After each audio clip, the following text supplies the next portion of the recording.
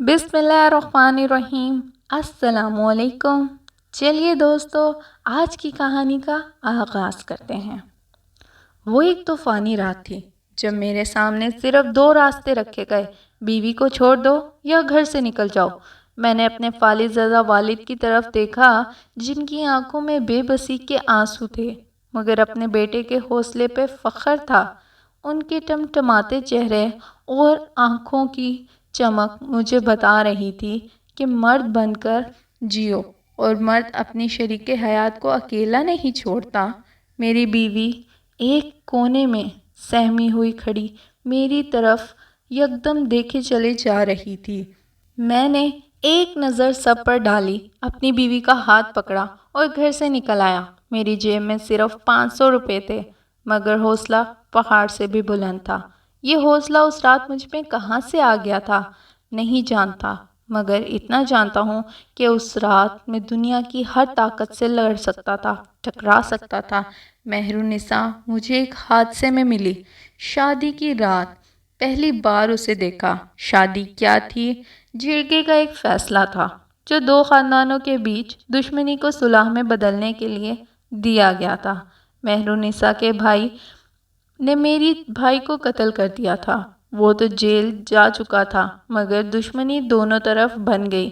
آئے روز ایک دوسرے پر گھات لگا کر فائرنگ کرنا، دونوں طرف زندگی اجیرن تھی۔ جرگے نے دونوں خاندانوں کے بیچ فیصلہ دیا کہ قاتل کے گھر کی لڑکی مقتول کے گھر کے کسی لڑکے سے بیاہ دی جائے، اور قرعہ میرے نام کا نکلا کیونکہ میں سب سے چھوٹا تھا، 3rd ایئر کا اسٹوڈنٹ تھا۔ میرے پاس انکار کرنے کی یا احتجاج کرنے کی کوئی گنجائش نہ تھی۔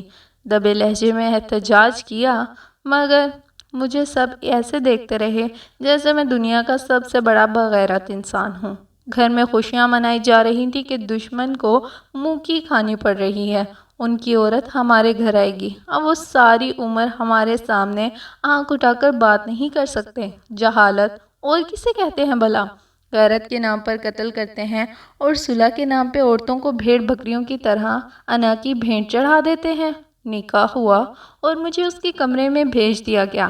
سادہ سے لباس میں ایک گھڑی نما لڑکی چارپائی پر خود کو چادر سے پوری طرح ڈھانپ کر بیٹھی تھی۔ عجیب سی کیفیت ہو رہی تھی، جیسے میں ایک عجیب سی ٹرانس میں جا رہا ہوں۔ نکاح کیسے ہوا؟ میں نے کیا جواب دیا؟ کچھ بھی تو یاد نہیں۔ کوئی خوشی، کوئی امنگ کا احساس، کوئی جذبہ موجود نہ تھا۔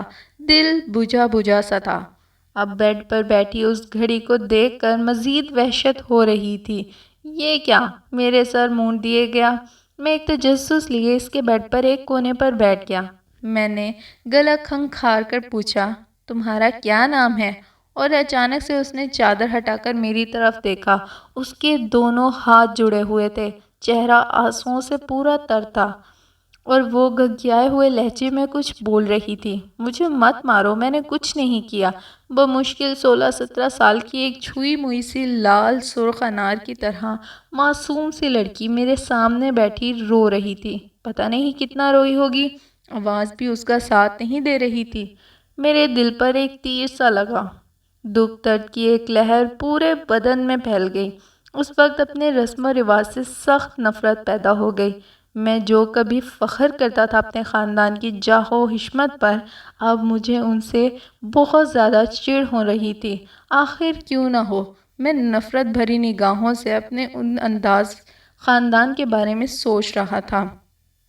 میرے سامنے کوئی بھیڑ بکری نہیں، ایک جیتا جاگتا انسان تھا۔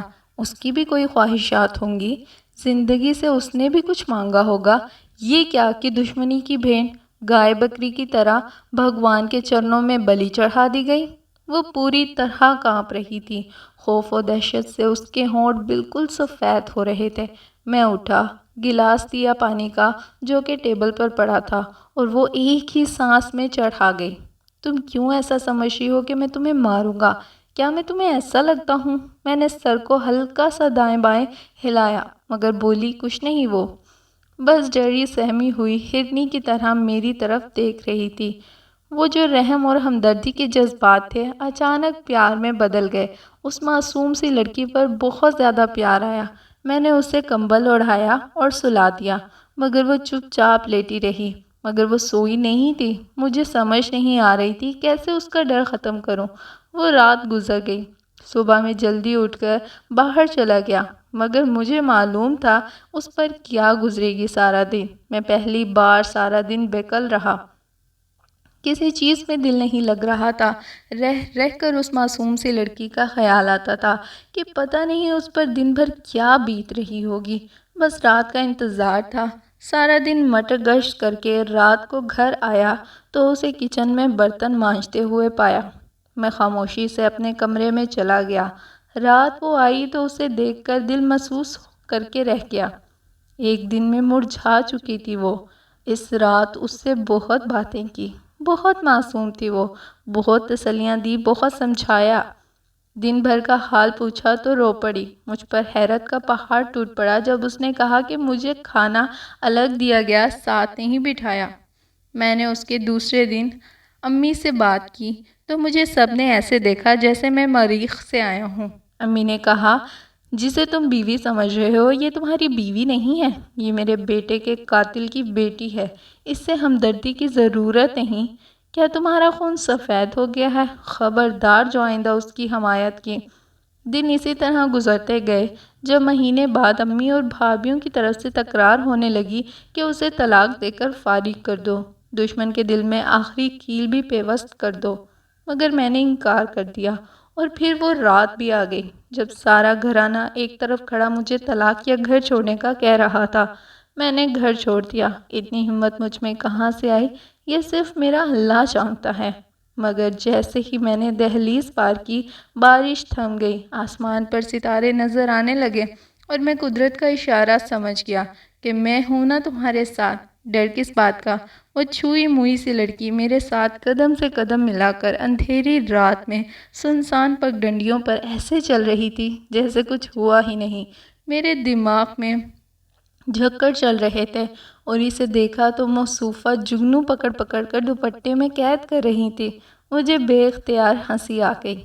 ساری تکلیف، آنے والے اندیشے میں بھول گیا۔ میں نے کہا، پاگل، تمہیں پتہ ہے ہم کہاں جا رہے ہیں؟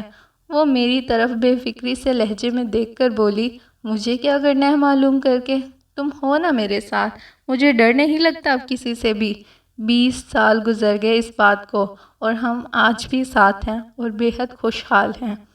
دوستو، اگر آپ کو ایسی کہانیاں اور ویڈیوز پسند آتی ہیں تو میرے چینل کو سبسکرائب ضرور کیجیے گا۔ پھر ملیں گے نیکسٹ ویڈیو میں، تب تک کے لیے اپنا خیال رکھیے، اپنے ماں باپ کا خیال رکھیے اور میرے چینل کے ساتھ بنے رہیے۔ اللہ حافظ۔